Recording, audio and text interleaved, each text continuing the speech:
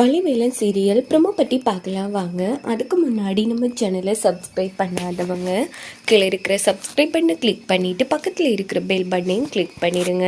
சரி வாங்க வீடியோக்குள்ளே போகலாம். நம்ம வேதநாயகி சொத்தை பிரிக்கிறதுக்காக லாயரை திட்டம் போட்டு வரவழைக்கிறாங்க. இன்னொரு பக்கம் லாயரும் நேராக ராமச்சந்திரன் கிட்ட வந்து தந்திரமாக பேசிட்டு இருக்காங்க. இங்கே பாருங்க சார், உங்கள் மேலே எல்லா முழு சொத்தும் இருக்குங்கிறதால கண்டிப்பாக பின்னாடி உங்களுக்கு என்கொயரி பிரச்சனைன்னு வரும். பேசாமல் இந்த சொத்தெல்லாம் உங்கள் வீட்டு வாரிசு ரஞ்சித்துக்கே எழுதி வச்சிடலாமே அப்படின்னும் போது, ஆமாம்ல லாயர் சொல்கிறது சரிதானக்கா, சரிக்கா, நான் இந்த சொத்து எல்லாத்தையும் ரஞ்சித் பேர்லேயே எழுதுறேன் அப்படின்னதும் வள்ளியை அதிர்ச்சி ஆகுறாங்க. வேதநாயகி வந்து ரொம்ப சந்தோஷப்படுறாங்க. சரிப்பா, அப்படியே எழுதிக்கலாம் அப்படின்னதும், நான் எல்லா டாக்குமெண்ட்டும் ரெடியாக தான் கொண்டு வந்திருக்கேன் சார் அப்படின்னு சொல்லி அந்த லாயர் வந்து சொல்லிட்டு இருக்காங்க. அப்புறம் என்னப்பா எல்லாரும் கையெழுத்து போட்டால் சரிதானே அப்படின்னதும், இந்த பக்கம் வள்ளி என்ன பண்ணுறாங்கன்னா, அப்போ அவர் முக்கியமான ஃபோன் கால், நான் பேசிட்டு வந்துடுறேன் அப்படின்னு சொல்லிட்டு உடனே ஃபோன் பேச போகிறாங்க.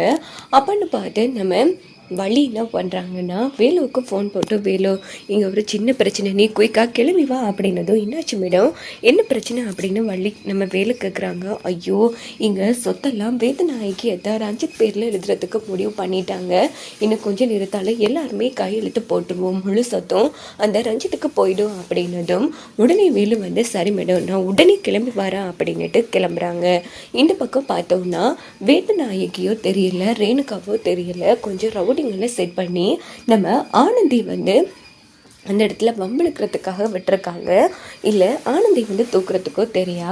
அப்போது ஆனந்தி வந்து கடைக்கு போயிட்டு வராங்க. அப்போன்னு பார்த்து 3 ரவுடிங்க ஆனந்தி கிட்ட வந்து வம்பிழுத்து பின்னாடியே ஃபாலோ பண்ணிட்டு வராங்க. இதை பார்த்து ஆனந்தி வந்து அந்த இடத்துல பயப்பட ஆரம்பிக்கிறாங்க. உடனே என்ன பண்ணுறாங்கன்னா, ரொம்ப வேகமாக நடந்துக்கிட்டே நேராக நம்ம வேலுவுக்கு ஃபோன் போட்டு, அண்ணன் யாரோ 3 பேர் என்ன ஃபாலோ பண்ணிட்டு வராங்க, எனக்கு பயமாக இருக்குன்னு, குயிக்காக வாண்ண அப்படின்னும் போது, சரிம்மா நீ டென்ஷன் ஆகாமல் பயப்படாமல் இரு, லொக்கேஷனை சென்ட் பண்ண வர அப்படின்னதும் லொக்கேஷனை வந்து அனுப்புகிறாங்க நம்ம ஆனந்தி.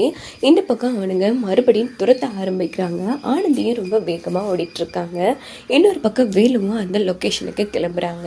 இந்த பக்கம் பார்த்தோம்னா, என்ன இது ரொம்ப நேரமாச்சு ஃபோன் போட்டோ, இன்னும் இந்த வேலுவை காணுமே அப்படின்னு வள்ளி வந்து ரொம்ப பதட்டமாக இருக்காங்க. அப்படின்னு பார்த்து வேதநாயகி என்ன வாசலையே பார்த்துட்ருக்க, கையெழுத்து போடு அப்படின்னதும் வள்ளி வந்து அந்த டாக்குமெண்ட்டில் கையெழுத்து போடுற மாதிரி காமிச்சு இந்த ஒரு ப்ரோமோ வந்து முடிச்சிடுறாங்க. இந்த பக்கம் ஆனந்திக்கு பிரச்சனை, இன்னொரு பக்கம் வள்ளி வீட்லேயும் பிரச்சனை. கண்டிப்பாக நம்ம வேலை வரத்துக்கு வாய்ப்பே இல்லை.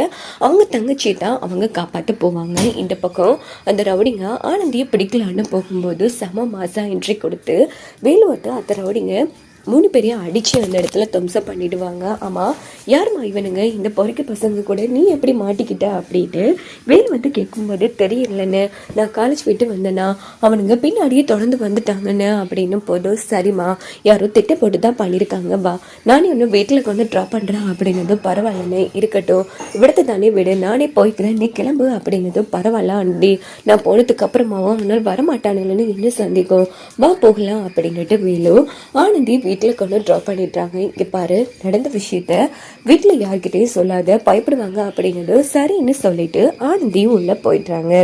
இந்த பக்கம் பார்த்தோன்னா நம்ம ஜானகி அம்மா நினச்சா கண்டிப்பாக இந்த கையெழுத்து போடுறத தடுத்து நிறுத்தலாம். ஸோ அப்படின்னு பார்த்து சரியா வள்ளி கையெழுத்து போடலான்னு எடுக்கும்போது ஜானகி வந்து நிறுத்துங்க அப்படின்னும் போது இதை பார்த்து நம்ம ரத்னவேலும் வேதநாயகி செம்ம டென்ஷன் ஆகுவாங்க. ஏய், இதை நிறுத்த சொல்கிறதுக்கு நீ யாரடி அப்படின்னு போது, இது பாருங்க, என் வள்ளி கையெழுத்து போட்டால் இந்த சொத்து என்ன செல்லுபடி ஆகுமா அப்படின்னது, அக்கா தேவையில்லாமல் என் குடும்ப விஷயத்துல இவளை தலையிட வேணான்னு சொல்லு அப்படின்னும் போது, அதானே எதுக்குடி நீ தலையிடுற, இங்க பாரு இந்த வீட்டு வாரிசுன்னா வள்ளி தானே, அதனால எல்லா சொத்தும் இப்போ ரஞ்சித் பேருக்கு மாற்றப்பட்டுடு, வள்ளி மட்டும் கையெழுத்து போட்டா போதும், வேற யாரடி போடணும், இங்க பாரு என்ன பேசிட்டு இருக்க, இந்த வீட்டோட வாரிசு வந்து வேலு எப்படின்னு பாக்குறியா, வள்ளி காலத்துல எப்போ தாலி கட்டினானோ சட்டப்படி அவங்க 2 பேரும் இப்போ ஹஸ்பண்ட் அண்ட் ஒய்ஃபா இருக்காங்க. அதனால இந்த சொத்துல அரைவாசி பங்கு வேலுவுக்கு இருக்கு. இப்போ வள்ளி மட்டும் கையெழுத்து போட்டா எங்க போனாலும் இந்த சொத்து செல்லுபடி ஆகாது. ஏன்னா வேலுவும் சேர்த்துதான் கையெழுத்து போடணும் அப்படின்னதும் இந்த பக்கம் வந்திருக்கிற லாயரை அதிர்ச்சியாகி, ஆமா அந்த அம்மா சொல்றது சரிதான், நான் இதை யோசிக்காம விட்டுட்டேன், இந்த பொண்ணை கட்டியிருக்கிற அந்த மாப்பிள்ளையும் கையெழுத்து போடணும், இல்லைன்னா செல்லுபடி ஆகாது அப்படின்னும் போது வேதநாயகி ஒரு ரஞ்சித்து செம்மையா டென்ஷன் ஆகுவாங்க.